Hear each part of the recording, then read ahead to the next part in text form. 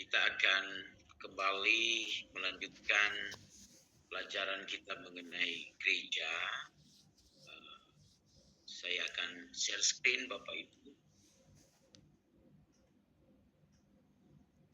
Kita akan membahas mengenai, di bagian ini kita akan membahas mengenai sistem pemerintahan gereja.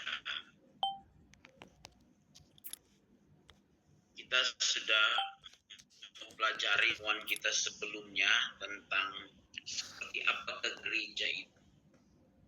Bagaimana gambaran-gambaran gereja yang disebutkan oleh Alkitab.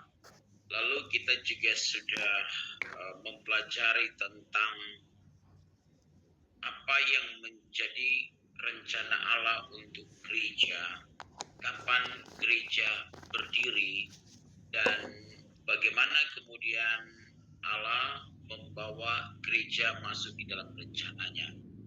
Kita sudah mendiskusikan tentang berkaitan dengan gereja dan kerajaan Allah. Lalu kita juga sudah berdiskusi mengenai gereja dan Israel. Maka gereja dan Israel itu adalah sama. Kita sudah mendiskusikan itu. Nah, di bagian ini kita akan melanjutkan dengan membahas mengenai sistem pemerintahan gereja. Kalau kita perhatikan Bapak Ibu, kita mengamati tentang bagaimana kondisi gereja yang ada di Indonesia, kemudian gereja yang ada di muka bumi ini. Tentu kita sudah pelajari di pertemuan awal kita bahwa gereja itu menyangkut tentang organisme, tetapi gereja juga menyangkut tentang organisasi. Gereja menunjuk kepada gereja yang aman, tetapi gereja juga menunjuk kepada gereja lokal di mana kita berada. Dan Tuhanlah yang mendirikan gereja, sehingga semua rencana Allah itu sebenarnya ada di gereja. Kalau kita flashback di pelajaran kita sebelumnya, maka kita mengetahui bahwa Tuhan memberikan amanatnya kepada manusia yang disebut dengan amanat budaya untuk beranak cucu dan kemudian bertambah banyak. Di dalam Kejadian 1 ayat 28 dan 27, 28 kita menemukan itu. Lalu kemudian manusia jatuh ke dalam dosa dalam Kejadian pasal yang ketiga. Lalu kemudian Tuhan memilih Abraham, Ishak, Yakub, kemudian terbentuklah bangsa pilihan, yaitu Israel. Kemarin kita sudah mendiskusikan apakah Israel yang ada saat ini adalah Israel sebagai bangsa pilihan atau Israel sebagai bangsa politis. Bagaimana kita bisa melihat ini dalam perspektif Alkitab tentunya. Kita kembali ke Tuhan memilih Abraham, Ishak, Yakub, kemudian terbentuklah Israel. Dalam rencana keselamatan Allah, Tuhan ingin menyelamatkan umat pilihan. Lalu Yohanes 1 ayat 11 menjelaskan kepada kita bahwa Tuhan datang kepada milik kepunyaannya, yaitu Israel, tapi kemudian milik kepunyaannya itu menolak. Maka kemudian rencana Allah dan keselamatan yang awalnya bagi Israel sebagai bangsa, sekarang diberikan kepada gereja. Itulah yang disebutkan dalam Yohanes 1 ayat 12. Tetapi semua orang yang menerimanya diberinya kuasa untuk menjadi anak-anak Allah, yaitu mereka yang percaya dalam namanya. Ayat ini muncul setelah ayat 11, bangsa Israel sebagai milik kepunyaannya menolak kedatangan Mesias. Maka sekarang tongkat estafet kerajaan Allah itu beralih dari Israel kepada gereja. Karena itu amanat yang kedua, yaitu amanat agung, tidak diberikan kepada Israel, tapi diberikan kepada gereja. Sebelum Yesus naik ke sorga, di dalam Matius 28 ayat 19 dan ayat 20, kemudian Tuhan mengatakan, segala kuasa telah diberikan kepadaku di sorga dan di bumi. Karena itu, gila, jadikanlah semua bangsa muridku. Baptislah mereka dalam nama Bapa, Anak, dan Roh Kudus, dan ajarlah mereka untuk melakukan segala sesuatu yang kuperintahkan kepadamu. Dan ketahuilah, aku menyertai kamu senantiasa sampai kepada akhir zaman. Jadi amanat agung tidak diberikan kepada Israel sebagai bangsa, tetapi kepada gereja. Nah, karena itu saya mengatakan bahwa sekarang tongkat estafet kerajaan Allah itu berada di gereja. Karena itu rahasia kerajaan Allah dibukakan kepada gereja. Lalu apakah Israel tetap adalah bangsa pilihan Tuhan? Tetap adalah bangsa pilihan Tuhan.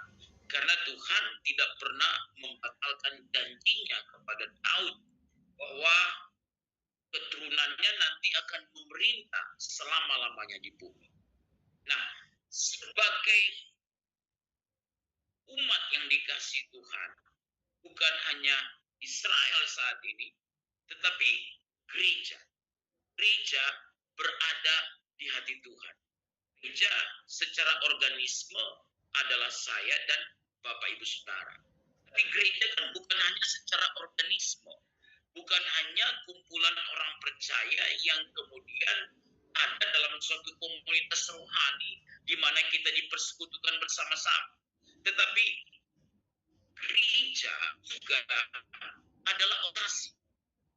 Gereja bukan hanya orangnya, tetapi gereja juga saat ini adalah organisasi. Karena itu gereja sebagai tubuh Kristus yang kita sebut sebagai organisme yang hidup, sama halnya dengan tubuh manusia, di mana Kristus adalah kepala yang memberikan pengarahan, yang memberikan bimbingan kepada gereja. Maka sekarang juga gereja sebagai organisasi perlu mengelola dan menata di dalam penata layanan dan tata kelola seperti yang diinginkan oleh Tuhan melalui Alkitab. Nah, disinilah persoalan gereja. Karena itu kita menemukan dengan beragam model gereja, kita menemukan ada orang-orang yang menjadi antipati terhadap gereja. Karena ternyata gereja tidak memberikan sebuah solusi. Awalnya mungkin terlihat baik, tetapi dalam perjalanan ternyata tidak mudah untuk mempertahankan yang terlihat baik itu. Bagaimana sistem pemerintahan gereja yang ada pada saat ini ternyata tidak cukup untuk memberikan keterwakilan dari apa yang dirindukan oleh umatnya atau jemaat.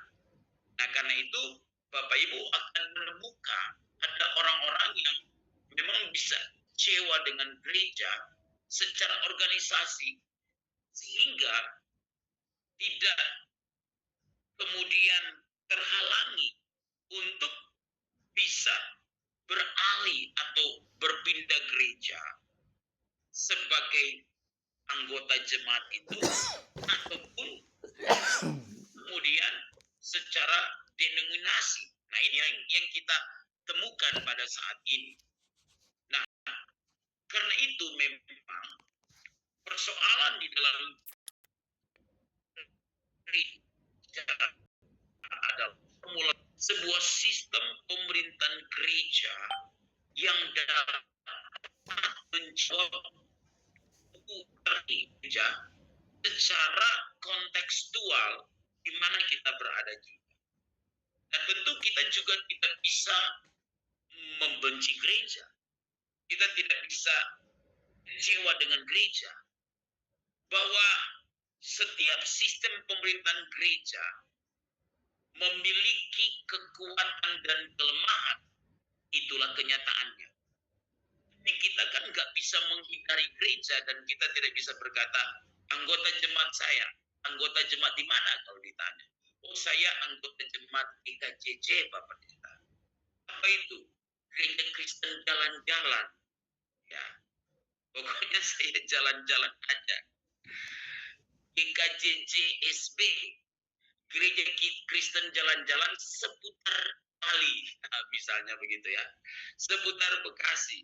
Jadi sekalipun kita mungkin tidak cukup puas dengan berbagai model gereja yang ada saat ini, namun kita tetap harus melihat rencana Allah ada di gerejanya. Nah, karena itu kita melihat beberapa sistem pemerintahan gereja dan kemudian kita bisa menganalisisnya kira-kira seperti apakah yang dapat menjawab kebutuhan umat pada saat ini. Karena memang sistem pemerintahan gereja dibuat itu kan untuk mengakomodasi kebutuhan dari gereja tersebut ketika gereja itu berdiri. Dalam perjalanannya, apakah sistem pemerintahan gereja itu dapat tetap up to date sesuai dengan kondisi yang ada pada era kekinian ini. Nah, itu yang harus kita bisa pikirkan kira-kira begitu. Tapi yang saya ingin juga meletakkan sebuah garis yang jelas adalah tidak ada sistem pemerintahan gereja yang sempurna yang dapat mengakomodasi semua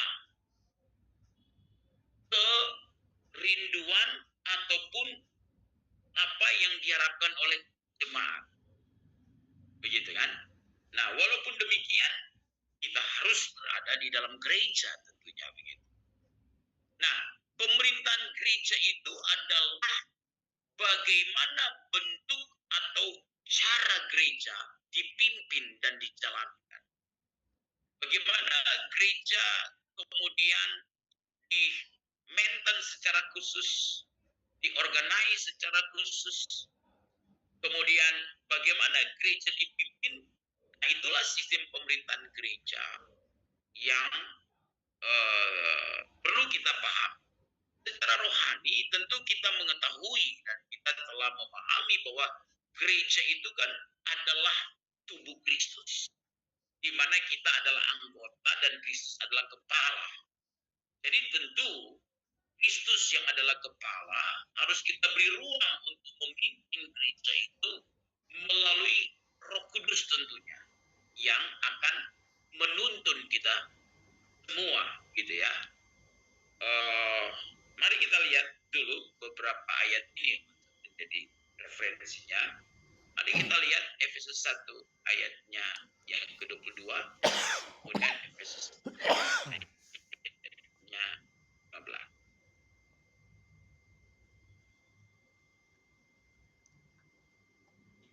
Efesus 1 ayat 22.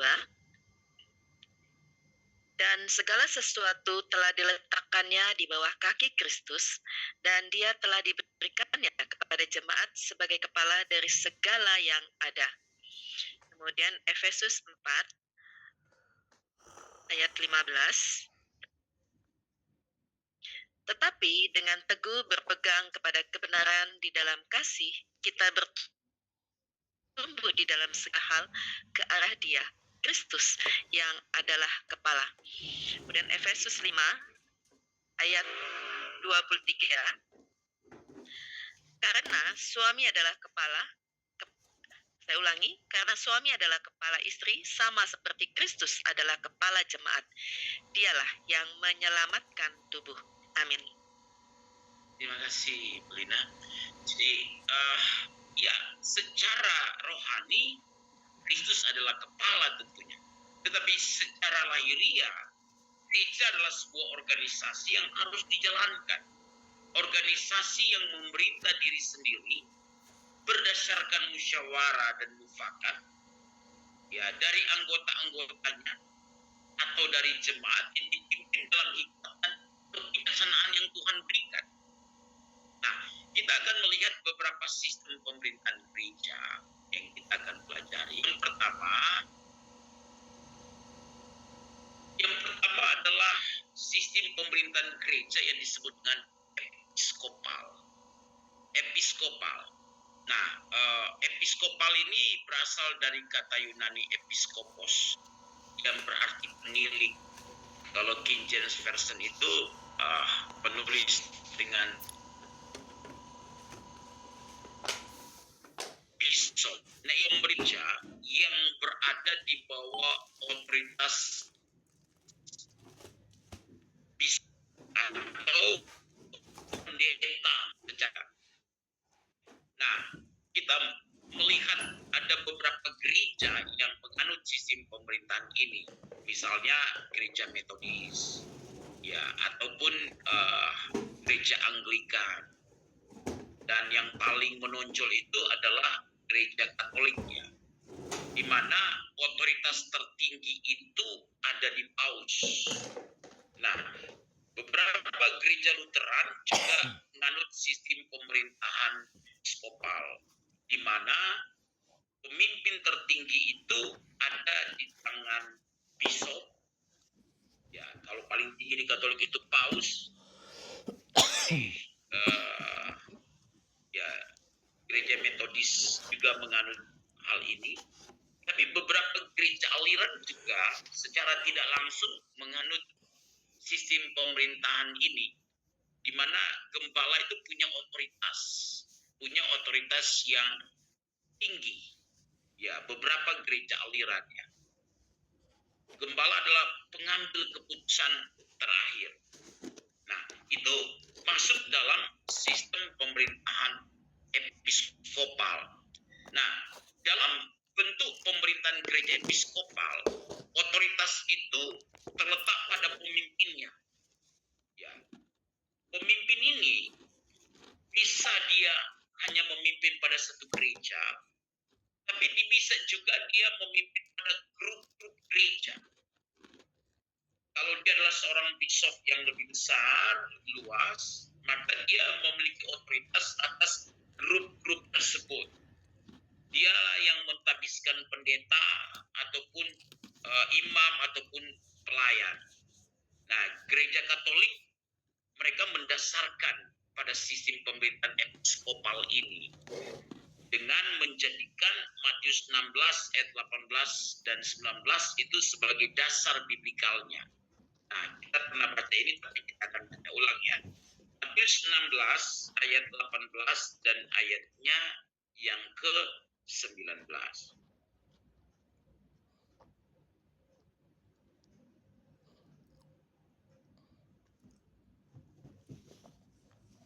Matius 16 ayat 18 dan 19.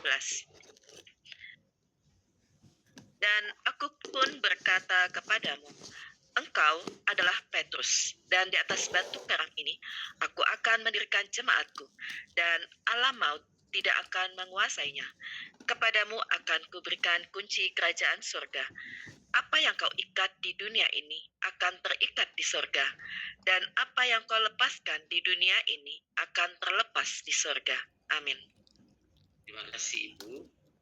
Jadi Katolik memahami bahwa Petruslah yang mendirikan gereja sehingga dia menjadi pemimpin gereja mula-mula, pemimpin para rasul pada saat itu, sehingga sistem pemerintahan episkopal itu dianut oleh gereja Katolik.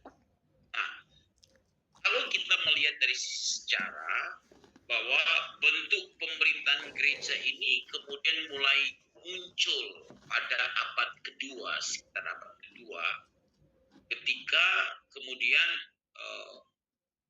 para murid-murid dari para rasul, bapak gereja mula-mula, gitu ya, menjadikan contoh Yakobus di dalam Alkitab, bagaimana dia menjadi pemimpin soko guru gereja yang ada di Yerusalem. Demikian juga Timotius dan Titus pada saat itu. Nah, ini menjadi sebuah rekomendasi yang dianut oleh sistem pemerintahan gereja episkopal ini. Jadi otoritasnya itu berada di tangan pemimpinnya. Bisa itu bishop, kalau yang lebih luas paus gitu ya, turun ke bawah. Ya, bisa juga para pendeta, para gembala. Secara tidak langsung gereja-gereja aliran itu walaupun secara teori menganut, misalnya menganut presbiterial sinodal misalnya, tetapi secara praktek otoritas itu bisa berada di tangan gembala untuk beberapa gereja aliran. Nah, jadi gereja yang menganut sistem pemerintahan ini, gereja aliran, prakteknya menganut episkopal, episkopal lebih banyak. Metodis, Lutheran, gereja episkopal sendiri, gereja ortodoks, gereja Roma Katolik menganut sistem pemerintahan episkopal ini. Nah, ada beberapa dukungan untuk sistem pemerintahan ini. Mari kita melihat Rasul pasalnya yang ke-6, ayatnya yang ke-6. Kemudian Kisah Rasul 14 ayat 23. Kisah Para Rasul 6 ayat 6 berkata, mereka ini dihadapan kepada rasul-rasul, lalu rasul-rasul itu pun berdoa dan meletakkan tangan di atas mereka. Terima kasih Ibu. Kita ke Kisah Rasul 14 ayat 23 sekarang. Kisah 14 ayat 23, di tiap-tiap jemaat, rasul-rasul itu menetapkan penatua-penatua bagi jemaat itu, dan setelah berdoa dan berpuasa, mereka menyerahkan penatua-penatua itu kepada Tuhan, yang adalah sumber kepercayaan mereka. Amin. Ya, terima kasih Bu. Nah, jadi rasul-rasul itulah yang memegang otoritas. Mereka yang mengangkat penatua-penatua. Mereka lah yang memimpin gereja mula-mula, jemaat mula-mula pada zaman itu. Nah, dukungan itu yang kemudian menguatkan dengan sistem pemerintahan episkopal. Di otoritas utamanya berada di tangan pemimpin. Paus paling tinggi, bishop, ataupun dia kalau dalam beberapa gereja aliran yang mempraktikkan episkopal, jadi otoritasnya berada di pendeta, otoritasnya berada di gembala. Di gembala lah yang mengatur, pendeta lah yang mengatur berbagai kegiatan yang ada di dalam gereja itu, walaupun di dalam gereja itu ada para penatua yang ada. Yang kedua adalah sistem pemerintahan presbiterian. Nah, presbiterian ini dari kata Yunani presbuteros, itu artinya penatua. Nah, di mana dalam sistem pemerintahan presbiterian ini, otoritas itu berada di para penatua-penatua yang ada.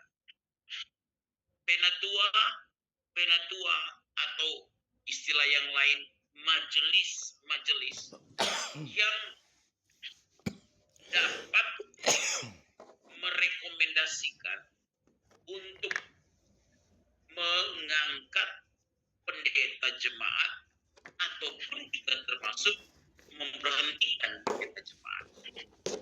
Nah, jadi penatua inilah yang memiliki wibawa, gitu ya. Memang penatua itu mengandung pengertian orang yang memiliki wibawa, kedewasaan, dari sisi usia juga lebih senior. Kalau dalam istilah gereja mula-mula suka disebut tiang-tiang gereja. Nah, Para pemimpin-pemimpin gereja itulah yang akan mengambil keputusan-keputusan yang dibuat untuk menjalankan organisasi di gereja. Nah, sistem pemerintahan gereja ini, yaitu Presbyterian ini, dianut oleh gereja-gereja Presbyterian, gereja-gereja Reform, ya, gereja GKI menganut sistem pemerintahan ini. Gereja GPIB, gereja-gereja mainstream banyak menganut sistem pemerintahan ini, di mana penatua lah yang menjalankan sistem pemerintahan ini. Kita hanya mempersiapkan diri untuk berkhotbah melayani. Jadi biasanya dia akan bersifat periodik ketika seorang pendeta berada di jemaat tersebut. Nah, memang kalau episkopal tadi, di mana otoritas itu berada di tangan pendeta, gembala, ataupun yang lebih tinggi bishop atau paus, nah dia memiliki keunggulan di mana otoritas itu bisa diputuskan oleh seorang pendeta yang adalah pemimpin rohani. Baik dari sisi manajerial gereja maupun dari sisi kerohaniannya. Nah, tetapi punya kelemahan juga sistem episkopal, karena kalau tidak ditata dengan baik, maka bisa cenderung pendeta itu bisa menjadi otoriter. Kalau misalnya seluruh wewenang itu tertinggi ada di tangan dia. Nah, karena itu Presbyterian ini bisa menjadi salah satu solusi. Dengan adanya penatua-penatua, maka penatua-penatua dapat menjalankan gereja itu secara organisatoris, termasuk dalam tata kelola keuangan, gitu ya. Tata kelola keuangan. Karena kalau kita bicara organisasi gereja, kan kita bicara tata kelola dari gereja. Nah, ini tugas kita untuk memikirkan sebuah sistem pemerintahan gereja yang relevan untuk kondisi kekinian pada saat ini. Nah, bentuk pemerintahan Presbyterian ini itu menekankan pemerintahan perwakilan dari penatua-penatua yang dipilih oleh jemaat. Biasanya penatua itu akan bertugas dalam satu periode tertentu, diadakan pemilihan, lalu kemudian jemaat yang memilih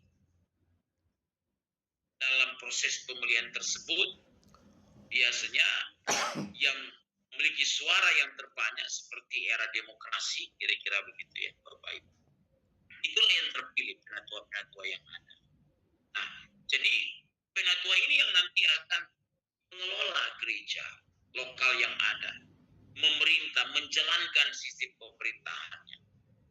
Termasuk di dalamnya adalah semua pendeta yang telah ditamiskan ataupun yang ditempatkan di gereja itu, para penatua lah yang mengatur semuanya. Termasuk berapa honorarium pendetanya.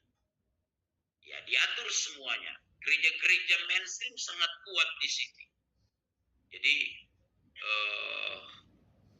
diatur sedemikian rupa, dihitung berapa sih kebutuhan pendeta setiap bulan.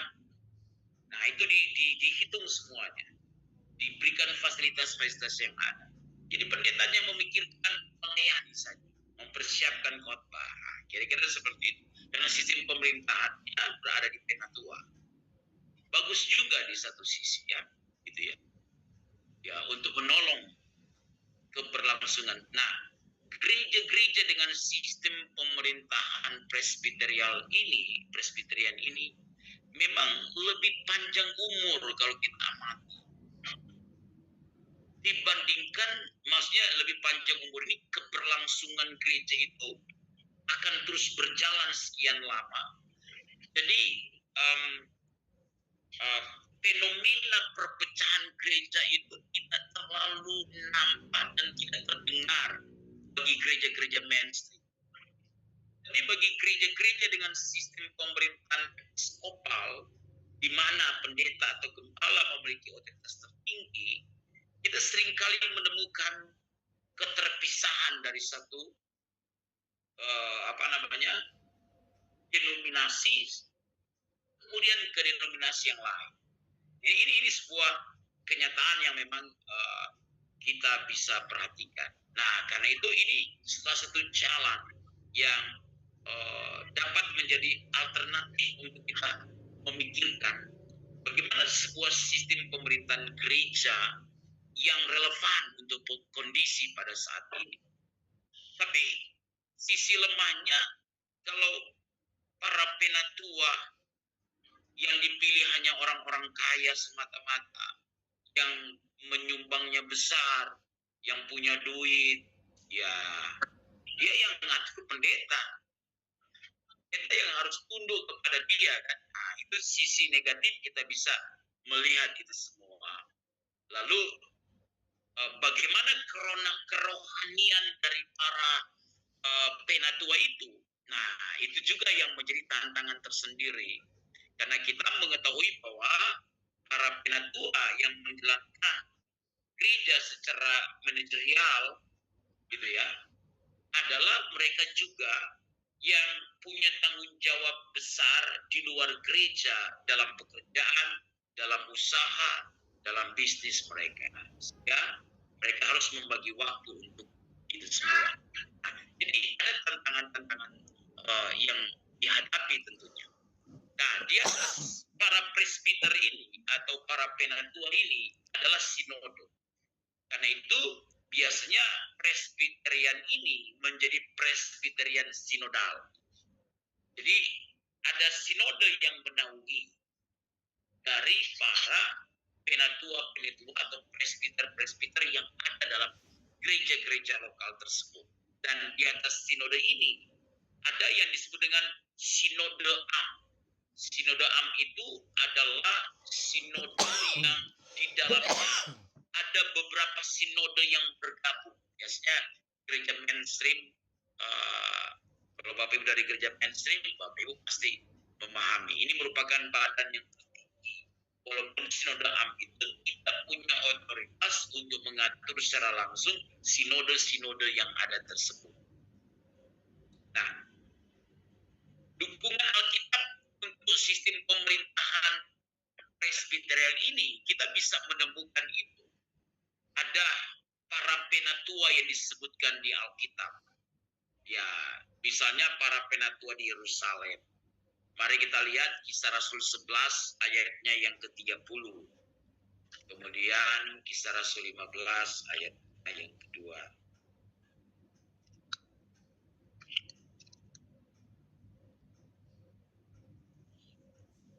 Kisah 11 ayat 30. Hal itu mereka lakukan juga dan mereka mengirimkannya kepada penatua-penatua dengan perantaraan Barnabas dan Saulus. Kemudian Kisah 15 ayat 2. Tetapi Paulus dan Barnabas dengan keras melawan dan membantah pendapat mereka itu. Akhirnya ditetapkan supaya Paulus dan Barnabas serta beberapa orang lain dari jemaat itu pergi kepada rasul-rasul dan penatua-penatua di Yerusalem untuk membicarakan soal itu. Ayat 4-nya, setibanya di Yerusalem, mereka disambut oleh jemaat dan oleh rasul-rasul dan penatua, lalu mereka menceritakan segala sesuatu yang Allah lakukan dengan perantaraan mereka. Terima kasih, Bu.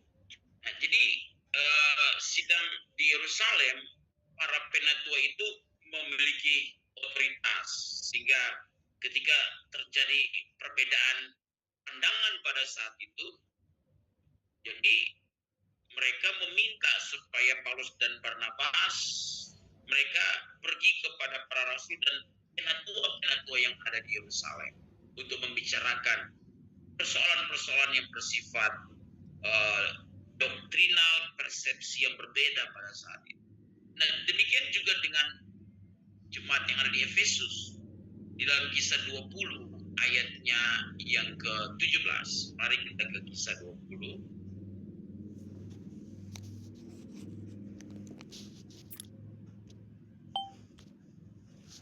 Kisah 20 ayat 17.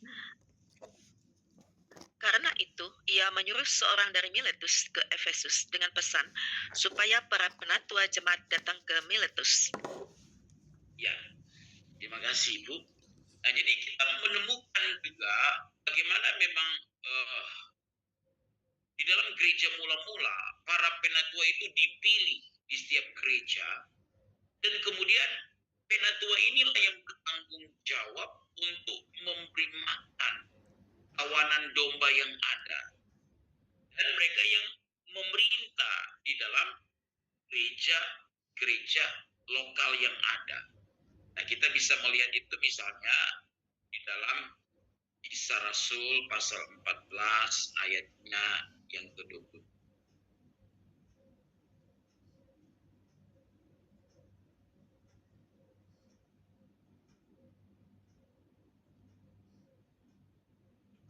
Kisah 14 ayat 23.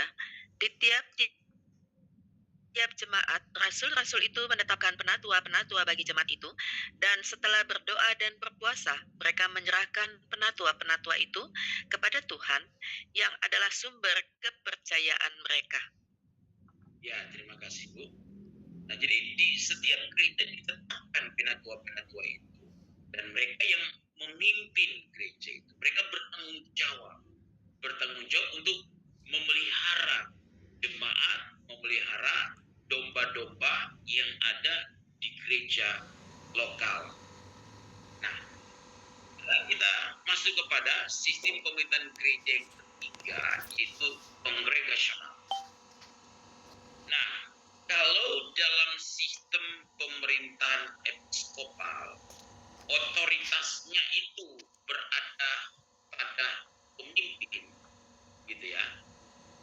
Bisa dia paus, bishop, lalu kalau dia gereja aliran, pendeta, gembala. Nah, maka dalam sistem pemerintahan kongregasional, kebalikannya, sistem pemerintahan kongregasional itu otoritasnya itu ada pada jemaat. Jadi jemaatlah yang punya wewenang untuk menata, untuk mengatur, untuk punya suara di dalam hal memberikan masukan, termasuk ikut mengembangkan gereja yang ada. Nah, dalam pemerintahan gereja kongregasional ini biasanya menekankan dua hal, otonomi dan demokrasi. Di mana gereja itu bersifat otonom, lalu kemudian jemaat itu mengelolanya secara demokrasi. Gereja kongregasional itu, yang otonom itu artinya tidak ada otoritas di luar gereja lokal yang memiliki otoritas atas gereja lokal itu. Yang di luar nggak bisa mengatur gereja lokal itu, karena dia bersifat otonom, begitu ya. Dia mengatur dirinya sendiri.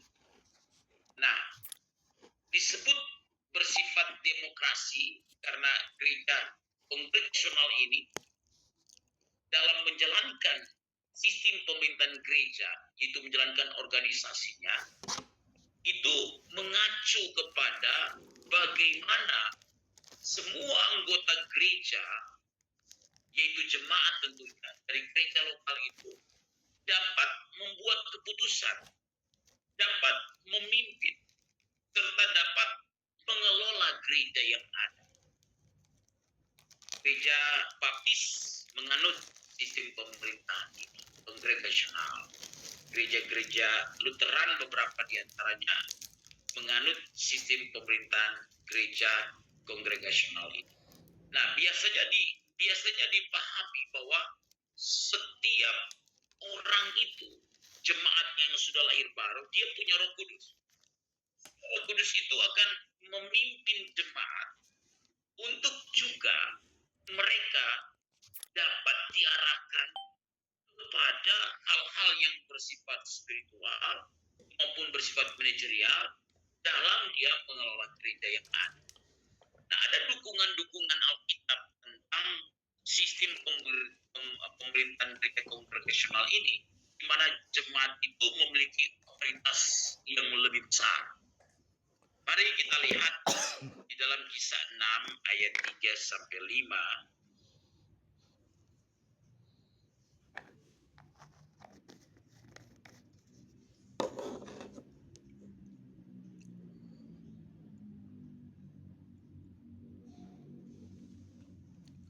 Kisah 6 ayat 3 sampai 5. Kisah Rasul pasal 6 ayat 3 sampai ayat yang kelima, demikian bunyi firman Tuhan. Karena itu saudara-saudara, pilihlah 7 orang dari antaramu yang terkenal baik dan yang penuh roh dan hikmat, supaya kami mengangkat mereka untuk tugas itu, dan supaya kami sendiri mendapat memusatkan pikiran dalam doa dan pelayanan firman. Usul itu diterima baik oleh seluruh jemaat.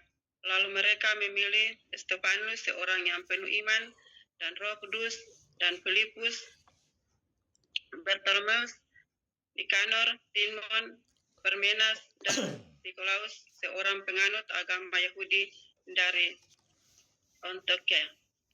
Antioquia. Amin, firman Tuhan. Terima kasih Ibu. Nah, jadi bagaimana jemaat dilibatkan di dalam pemilihan diaken, dalam pemilihan penatua. Kita juga menemukan bagaimana seluruh jemaat itu mengutus Barnabas ketika akan bermisi, Titus, ya, Paulus, bagaimana mereka menerima Paulus dan Barnabas. Bagaimana seluruh jemaat juga mengambil keputusan dalam beberapa pandangan yang bersifat doktrinal seperti sunat. Lalu bagaimana disiplin gereja juga dilaksanakan oleh seluruh jemaat. Jadi dasar pemahamannya adalah begini.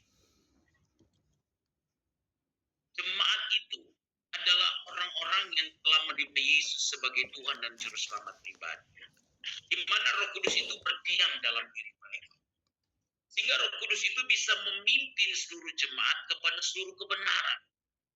Nah, karena itu ruang untuk jemaat itu juga mengelola gereja perlu diberikan.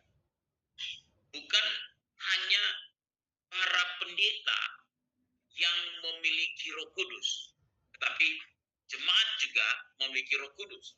Nah, sehingga dasar itu kemudian mendorong sistem kongregasional ini untuk memberikan keleluasaan kepada jemaat lokal untuk dapat mengambil peran di dalam hal mengelola gereja. Nah, itu yang kita temukan di dalam Alkitab. Jadi dukungan-dukungan Alkitabiah ini kita bisa menemukannya di dalam Alkitab. Nah, semua orang percaya diminta untuk bertanggung jawab dalam hal membutuhkan doktrin dengan menguji roh pada zaman gereja mula-mula seperti itu ya. Dan dipahami bahwa semua jemaat itu diurapi oleh Tuhan. Nah, mari kita lihat 2 ayat terakhir ini. 1 Yohanes 4 ayat 1 dan 1 Yohanes 2 ayat 20.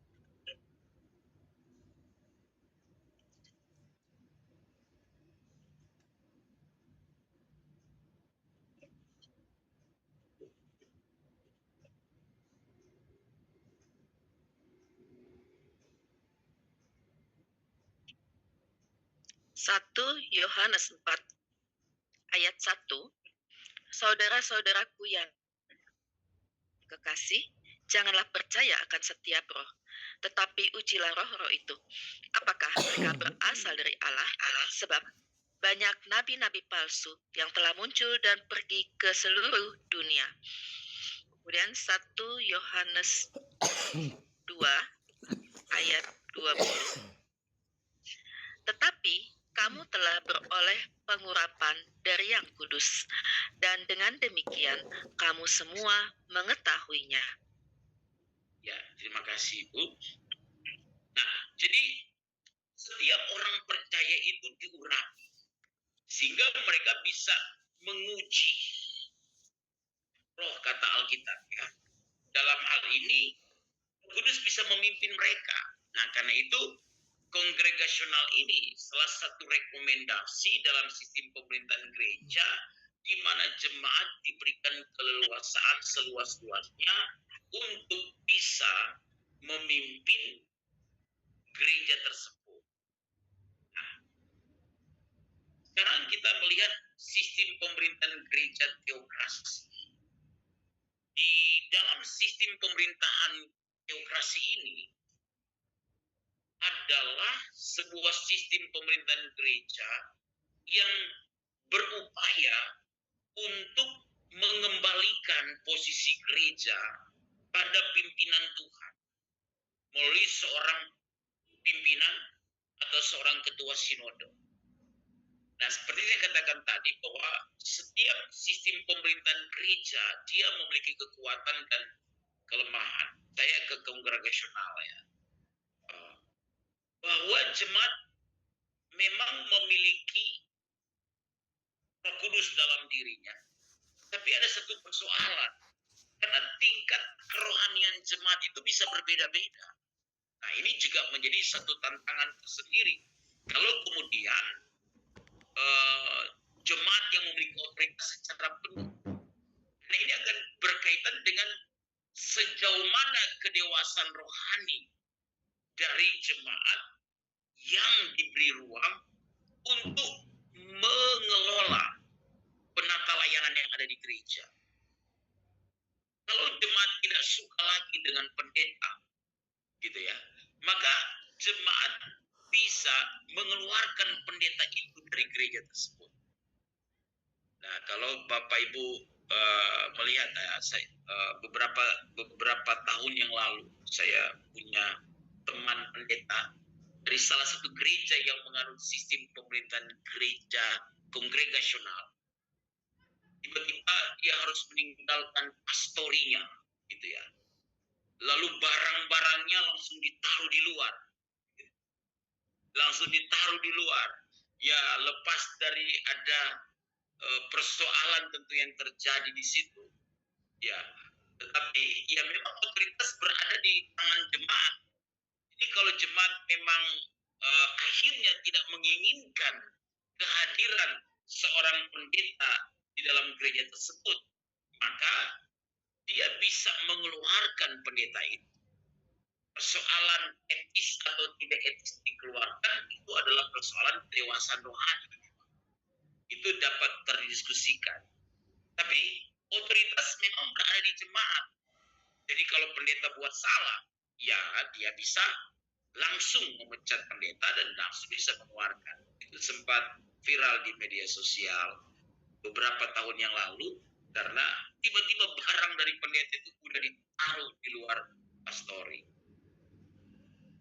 Jadi persoalan di kongregasional tadi adalah kedewasaan rohani. Tingkat kedewasaan rohani jemaat yang berbeda-beda dapat memengaruhi pengambilan keputusan mereka yang bisa tepat, tapi bisa juga tidak tepat. Nah, bagaimana dengan teokrasi? Nah, Bapak Ibu mungkin pernah mendengar juga di gereja modern ada gereja yang memiliki sistem pemerintahan teokrasi ini. Dasar teologisnya adalah mengadopsi pemerintahan teokrasi seperti bangsa Israel pada zaman perjanjian lama. Nah, dalam sistem pemerintahan teokrasi ini, ya, ini adalah sistem pemerintahan gereja yang memang berupaya mengembalikan posisi gereja pada pimpinan Tuhan melalui seorang pemimpin tertinggi dan atau bisa seorang ketua sinode. Bisa juga dia seorang rasuli, misalnya begitu ya. Nah, gereja yang menganut sistem pemerintahan teokrasi ini biasanya menunggu arahan dari pimpinan tertinggi atau pucuk pimpinan atau ketua sinode dalam berbagai program yang dijalankan. Nah, biasanya kebergantungannya seperti itu. Nah, ada sisi lemah dalam sistem pemerintahan teokrasi ini.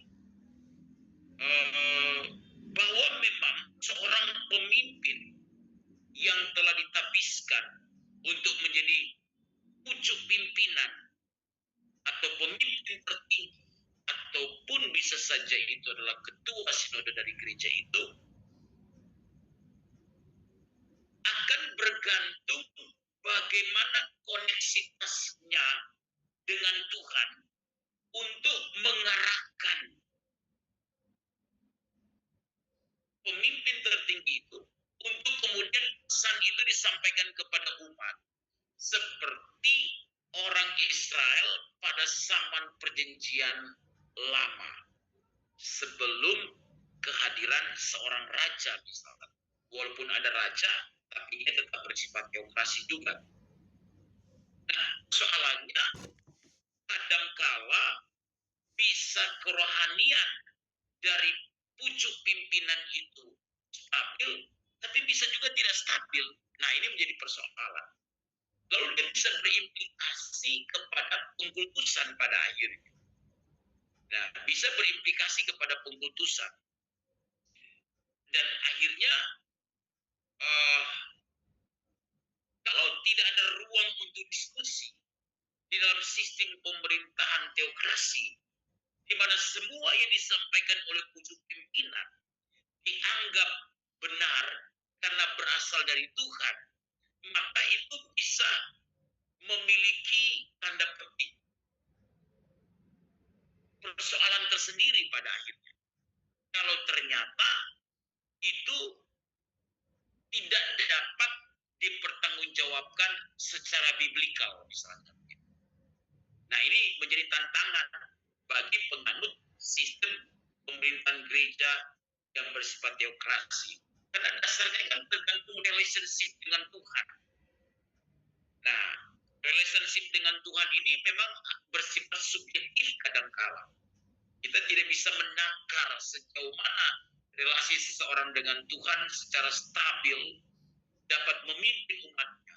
Karena pucuk pimpinan itu menjadi wadah di mana Tuhan bicara kepadanya untuk menyampaikan pesan itu kepada umatnya atau kepada gereja.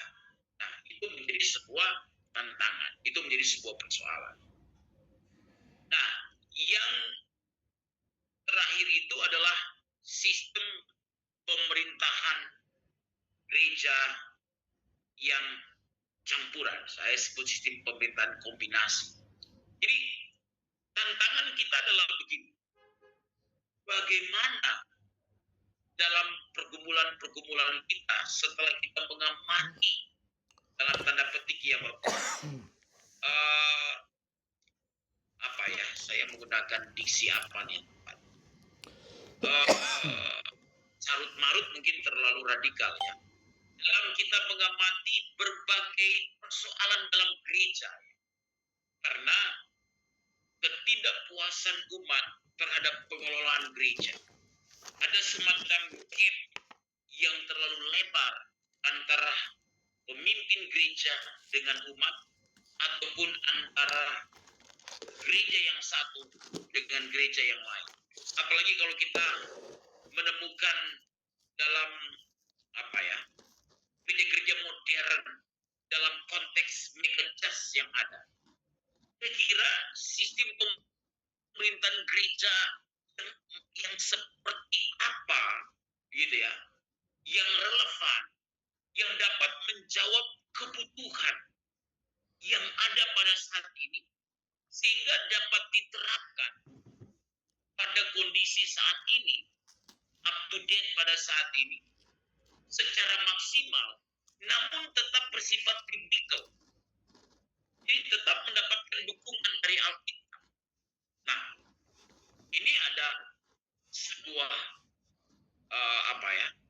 upaya untuk kita bisa memikirkan itu bersama-sama. Nah, sistem pemerintahan gereja ini campuran merupakan kombinasi dari beberapa sistem pemerintahan gereja. Misalnya presbiterial sinodal tadi ya. Jadi ada penatua-penatua, tapi tetap ada sinode yang menaungi. Nah, gereja-gereja mainstream umumnya berada dalam sistem pemerintahan presbiterial sinodal atau sistem pemerintahan pastor sinodal. Gembala memegang otoritas tertinggi. Tapi ada sinode yang mungkin bisa mengaturnya. Kalau kemudian gembala itu tidak bisa atau pendeta yang ada tidak mampu untuk memimpin jemaat dengan baik, memimpin jemaat dengan maksimal, maka sejauh mana sinode akan berperan melalui sistem yang sudah diatur. Mungkin itu kita bisa melihat sistem pemerintahan pastor sinodal atau episkopal sinodal, di mana para pemegang otoritas tertinggi dalam gereja lokal itu perlu ada naungan sebuah sinode. Ya, gereja-gereja aliran banyak menganut semi episkopal sebenarnya ya, di mana otoritas itu berada di tangan gembala. Siapa yang dapat memberi masukan kepada gembala? Perlukah gembala mengangkat para penatua yang ada? Sehingga ini merupakan suatu kombinasi. Atau mungkin sistem kepenatuaan yang ada, di mana ada tim pastoral yang berada di dalam gereja lokal tersebut untuk menolong gembala dalam dia memimpin gereja itu dalam berbagai hal. Jadi dia menyebut penata layanan baik secara struktural maupun fungsional, tapi tata kelola termasuk manajerial secara finansial. Kelemahan gereja-gereja aliran adalah ketika semua berpusat kepada gembala atau pendeta, termasuk keuangannya juga berpusat pada gembala atau pendeta. Nah, itu seringkali menjadi titik atau menjadi pintu, menjadi celah bagi kejatuhan dalam pengelolaan keuangan. Nah, ini perlu untuk dipikirkan bagaimana menolong pendeta, menolong gereja, gitu ya, untuk menciptakan sebuah sistem pemerintahan gereja yang dapat menjawab kebutuhan, tidak mengurangi bagaimana otoritas pendeta, tidak menghalangi jemaat untuk berpartisipasi pelayan-pelayan yang ada, tetapi dapat bersinergi untuk sebuah kemajuan pekerjaan Tuhan yang ada. Nah, kita perlu memikirkan sebuah sistem pemerintahan gereja yang ada secara maksimal. Nah, apapun itu, di gereja mana kita berada pada saat ini, pasti memiliki sistem pemerintahan gereja. Yang bisa kita lakukan adalah bagaimana kita bertumbuh, tentu menjadi dewasa di dalam gereja ini. Banyak kritikan-kritikan kepada gereja tentunya. Jika tata kelolanya tidak dapat berjalan dengan baik, maka seringkali gereja tidak akan mampu untuk bisa sepenuhnya membawa terang Kristus dimanapun dia berada. Nah, saya pikir kita sampai sini materinya ya Bapak Ibu. Saya kembalikan kepada Jonas tadi.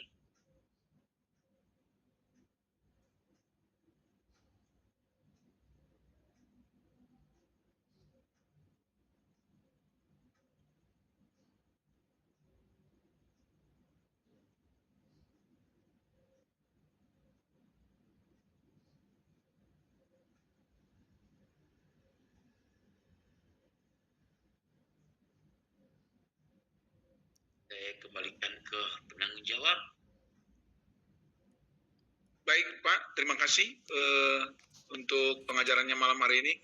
kita banyak mendapatkan bentuk-bentuk pemerintahan di dalam gereja-gereja, ada episkopal, ada presbyterian,